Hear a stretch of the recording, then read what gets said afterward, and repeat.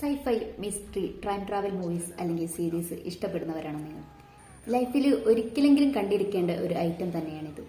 Lost 2004 American ABC ചാനലിലൂടെ telecast ചെയ്യാൻ തുടങ്ങിയിട്ട് 2010 വരെ ടെലികാസ്റ്റ് ചെയ്തിട്ടുള്ള ഒരു സീരീസ്. ഓഷ്യാനിക് 850 എന്ന ഫ്ലൈറ്റിനെയും അതിലെ യാത്രക്കാരെയും അത് ഇടിച്ചിറങ്ങുന്ന ഒരു ദ്വീപിനെയും ചുറ്റിപ്പറ്റിയാണ് കഥ നടക്കുന്നത്. ഒരു മിസ്റ്റീരിയസ് ദ്വീപ്.